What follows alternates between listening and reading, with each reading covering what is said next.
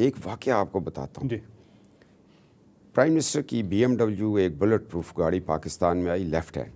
ٹھیک. یہ انڈونیشیا جا رہے تھے تو میں ان کو ایئرپورٹ چھوڑنے گیا تو جب تک کراچی سے جہاز باہر نہ نکلے تو ADC بیٹھا رہتا تھا. میں بیٹھا رہا, انہوں نے مجھے ٹاور والوں نے بتایا کہ جی کراچی کراس کر گیا پرائم منسٹر. میں نے وہ گاڑی سٹارٹ کی. میں کہا یار اتنی قیمتی گاڑی اس کو میں خود لے کے جاتا ہوں. میں نے سٹارٹ کی, لیفٹ ہینڈ تھی, بلٹ پروف تھی. آہستہ آہستہ آہستہ میں نکلا. وہ یہ جہاں قائد اعظم رحمۃ اللہ تعالیٰ کی بڑی تصویر لگی, اس کے نیچے ایک قبر ہوتی تھی, اس کے اوپر درخت, لوگ ادھر بیٹھتے تھے گاڑیوں کے لیے. میں نے دیکھا ایک بندہ بساکھی کھڑا تھا, مجھے اس کی بساکھیاں نہیں, تو بس کو اس نے آتی ہے تو میں اس گاڑی کو اتنی احتیاط سے چلا رہا تھا, میں کراس نہیں کر رہا تھا بس کو. میں بھی اس کے پیچھے آہستہ ہوا تو وہ بندہ جب چلنے لگا نا تو اس نے بساکھیاں نکالی, ایسے ایسے کیا تو بس چل پڑی. اوہو, میں نے کہا یہ تو معذور ہے. میں نے اس کے پاس گاڑی روکی, لیفٹ ہینڈ گاڑی تھی, اس کے شیشے نہیں اترتے تھے. میں نے دروازہ کھولا, میں نے کہا آپ کہاں جا رہے ہیں؟ اور میں نے سرمولین پہنا ہوا ہے. کہتے جی میں ادھر مارکیٹ ہے سپر مارکیٹ کے کون سی, اس میں ناڑے بیچتا ہوں, یہ اظہار بند. تو میں نے کہا یہ بس نہیں رکی. کہتے جی میں صبح سے کھڑا ہوں. میں نے کہا یار تم میری اس گاڑی میں بیٹھ جاؤ, تو میں تمہیں وہاں ڈراپ کر دوں گا. میں بھی ادھر جاتا ہوں. میں دوسرے دروازے سے لے کے آیا, اس کو بٹھایا, میں اس سے گپے لگا رہا تھا, اس کی بساکھیاں اندر رکھی. میں نے کہا AC تیز کیا.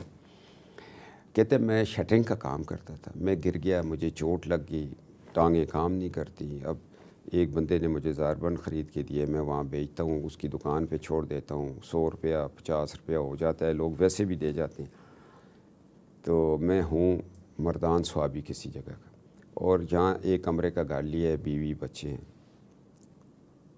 میں اس کو کرتے کرتے میں نے کہا یار ایک بات سنو. میں پمس کے پاس آیا تو میں نے رائٹ ٹرن لیا گاڑی کا, تو مجھے کہتا ہے جی میں تو ادھر نہیں, میرا تو ادھر ہے. میں نے کہا تم میرے گھر جاؤ, میں تمہیں شربت پلاؤں گا اور میں تمہیں کوئی پیسے دینا چاہتا ہوں.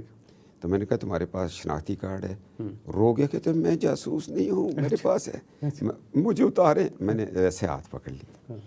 تو وہ جو روٹ لگا ہوا تھا پرائم منسٹر کا, اس وقت تک روٹ قائم تھا, اسٹینڈ ڈاؤن نہیں ہوا تھا. تو وہ وائرلیس پہ ہوا کہ کیپٹن صاحب کے ساتھ کوئی بندہ بیٹھا ہوا ہے, اس نے ایک ہاتھ سے اس کو پکڑا ہوا اور ایک ہاتھ سے گاڑی چلا رہا ہے, پتہ نہیں کیا واقعہ. جو میں PM ہاؤس پہنچا گیٹ پہ, تو میں کہا فکر نہ کرو بھائی ہو, میں مانسرا کا ہوں, میں تمہیں.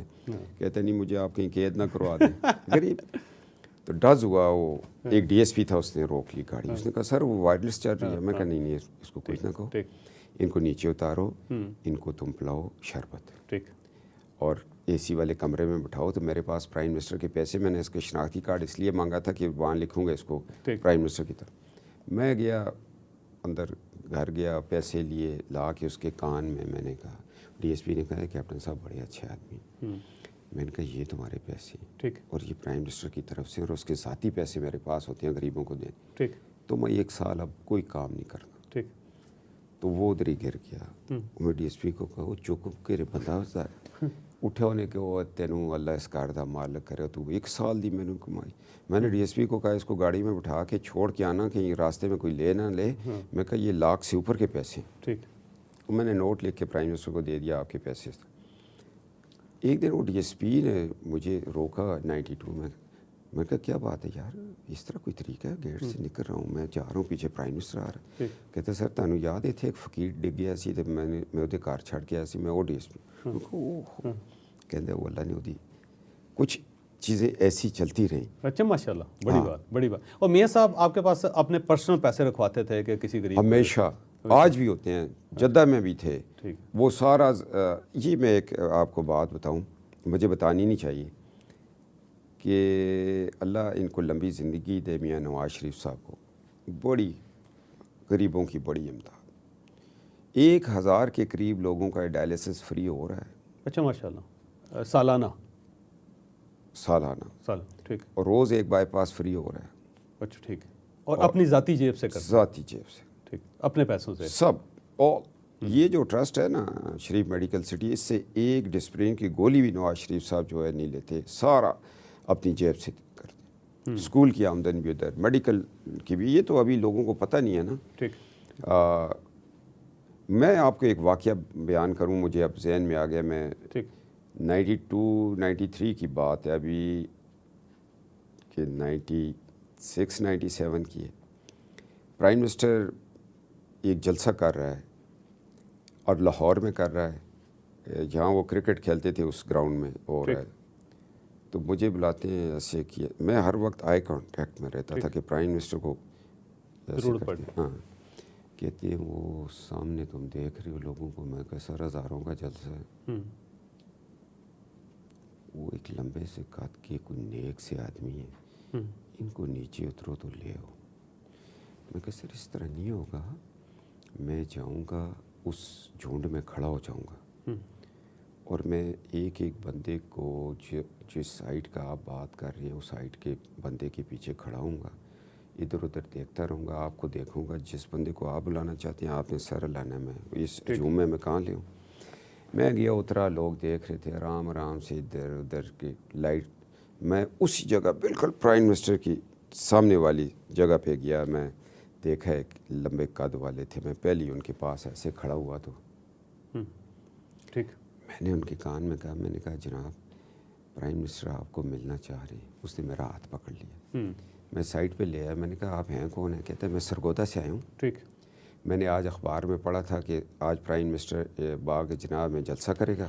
میں صبح آ گیا ہوں اور میں ایئرپورٹ پہ کام کرتا تھا، ریٹائر ہو گیا ہوں. میری 2 بچیاں، میں پریشان ہوں. میں نے لایا اسٹیج پہ. میں نے ان کو کہا یہ اب ہنگامہ ہوگا، لوگ بھاگیں دوڑیں گے، اگر آپ مجھ سے رہ گئے نا پرائم منسٹر تو میں گورنر ہاؤس چاہ رہا ہوں وہاں آ جانا. میں فورس ہی کر رہا تھا، وہی بات ہوئی، ڈز ہوا، بابا میرے ہاتھ سے چھوٹ گیا. پرائم منسٹر کو بٹھایا. ہم تو مجھے امید تھی کہ بابا آئے گا. میں گیٹ پہ اتر گیا. تھوڑی دیر بعد ایک رکشا سا آیا تو اس سے بابا اترا. میں کہا آؤ جی. میں اندر لے گیا ان کو. میں پھر لے گیا ساتھ ہی. انہوں نے کہا اس کو لے آؤ 180H ماڈل ٹاؤن گھر، کھانا کھلاؤ. اس وقت ہم ادھر رہتے تھے. کھانا کھلایا تو کمرے میں علیحدہ لے گئے پرائم منسٹر. مجھے کہتے ہیں میں کچھ، اور مجھے نہیں پتہ، مجھے اس وقت یہ اندازہ ہے کہ 5-6 لاکھ نواز شریف نے اپنے پرسنل اکاؤنٹ سے دی. بابا جی روئے. کہتے ہیں میری بیٹی کی شادی تھی، میں ساری زندگی، آج میں نے دل میں تہیہ کیا تھا، اخبار میں پڑھا تھا، اب میں زندگی میں کبھی نواز شریف صاحب سے پوچھوں گا کہ اتنے بڑے ہجوم میں آپ نے مجھے کیوں اسی بندے کو کہا جو گھر سے یہ نیت کر کے چلا تھا میری 2 بیٹیوں کی شادی ہے اور نواز شریف سے میں جا کے بات کروں گا، اور اتنے بڑے ہجوم میں آپ نے اس بندے کو کہا کہ اس کو میرے پاس لے کے آؤ، وہ سرگودا کا ہے، اور آپ کو کیسے پتہ ہوا؟ یہ راز ابھی تک انہوں نے میرے اوپر نہیں کھولا. میاں صاحب نے نہیں بتایا. ٹھیک ہے. آپ کو کس نے بتایا تھا کہ یہ بندہ اس ضرورت کے تحت آیا ہوا؟ یہ میں ان سے یہ بات پوچھوں گا جب کبھی اس طرح کی بات ہو نا، تو وہ جواب ہی نہیں دیتے پھر. اچھا وہ کیا ہوا تھا مجھے تو یاد نہیں، میں یاد کراؤں گا. یہ آپ کے پروگرام کے حوالے سے آ گیا ہے. میاں نواز شریف صاحب کا کمال یہ ہے کہ بڑے گہرے آدمی ہیں، پتہ نہیں چلتا جی، جو مرضی کریں آپ. گہرے نہیں، پنجابی میں کہتے ہیں ڈونگے آدمی. دل دریا سمندروں ڈونگے. آپ ان سے کون دلوانا چاہیں نا اگلوا نہیں سکتے آپ، کچھ بھی نہیں کرنا بھی نہیں چاہیے. ایک اتنا بڑا شخص جو سینے میں صدیوں کی سیاست لے کے بیٹھے، وہ ان کو تو اب کتابیں لکھنی چاہیے. بالکل صحیح. ہاں، ان کے ساتھ کیا بیتی اس پاکستان کی سیاست کو، وہ پاکستان کو کہاں لے کے جا رہے تھے، کیا ان کے ساتھ ہوا، یہ اب بیتی ہے نواز شریف کی نا. اچھا دوسرا یہ فرمائیے، آپ کی جو شادی تھی وہ بڑی سادگی کے ساتھ ہوئی تھی. بالکل. یہ عجیب سی بات ہے کہ اس زمانے میں ہر شادی اس نواز شریف صاحب کی فیملی میں اسی طرح سادگی سے ہوتی. وہ باہر کے لوگ نہیں آتے، سیاسی لوگ نہیں آتے. یہ ہوتا ہے کہ جو خرچہ کھانے پہ ہے نا، اتنا ہی خرچہ وہ پھر غریبوں کے ولیمے کرتے ہیں. لوگوں کی بچیوں کے وہ ایک شادی کے اگینسٹ اتنی بچیوں کی شادیاں کروانی ایک طریقہ کار ہے.